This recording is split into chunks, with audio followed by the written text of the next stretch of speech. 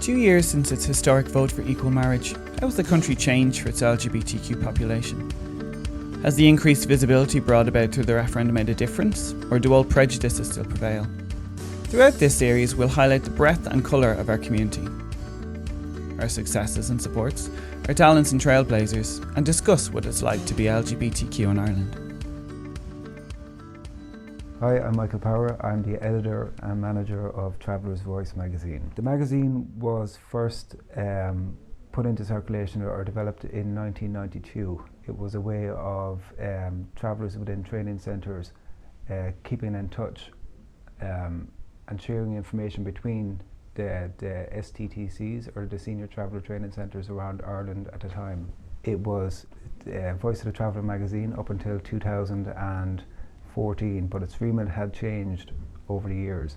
So when the Senior Traveller Training Centres had closed down in 2012, the magazine almost took on a different element entirely and would, I suppose, stay more focused on the positive contributions that travellers make to society. So we'd interview people in education, we'd interview young people aspiring to be something, and tell their story as opposed to just what's happening within the centres around Ireland. And that would be the majority of the content? Yeah.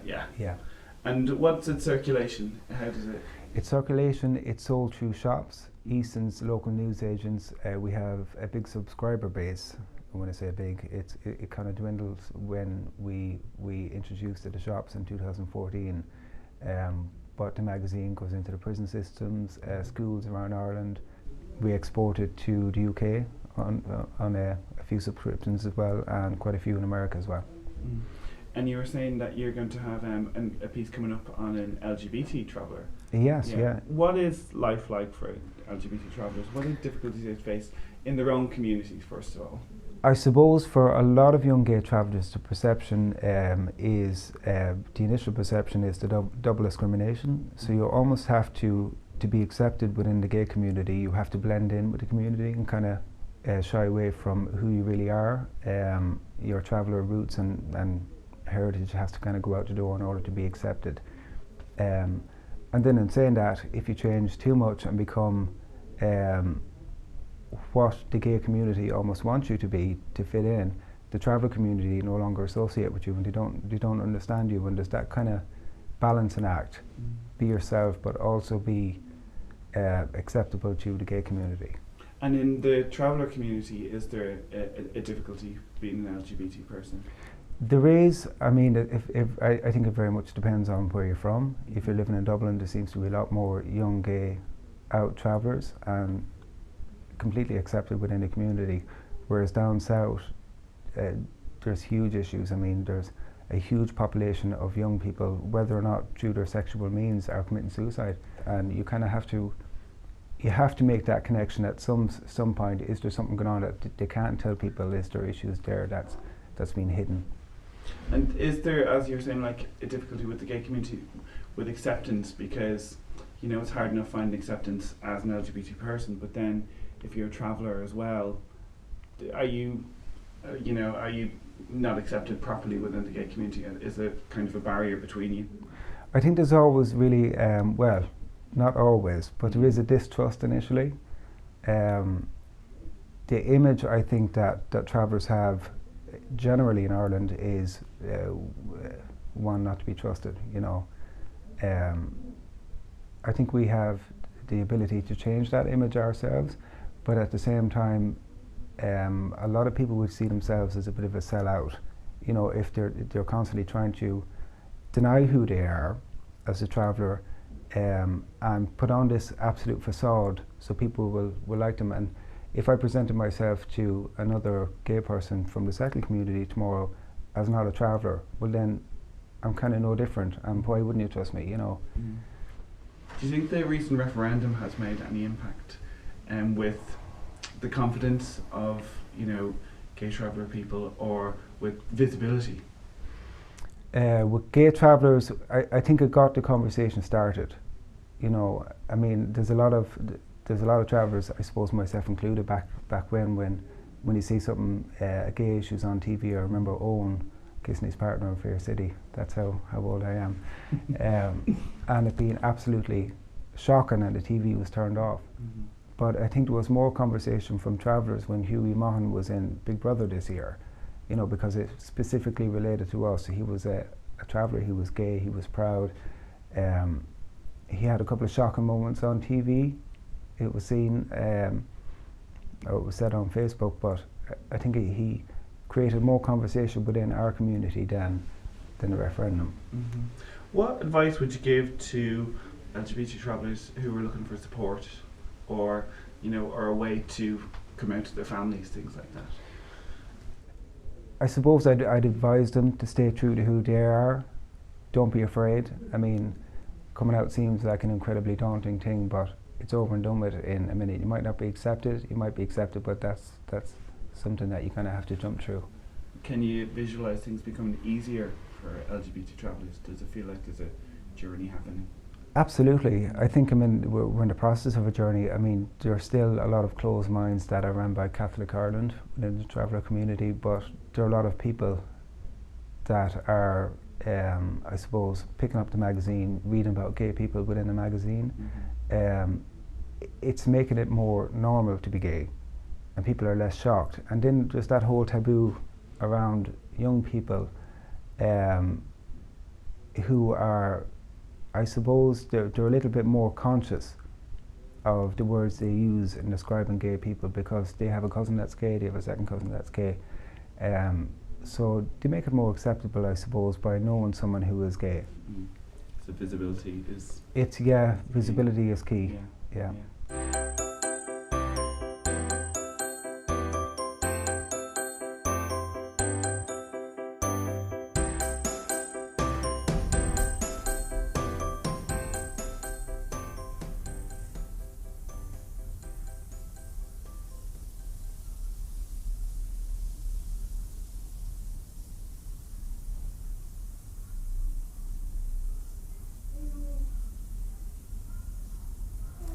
So could you tell us how Greenbow came about? How was it founded and why was it founded?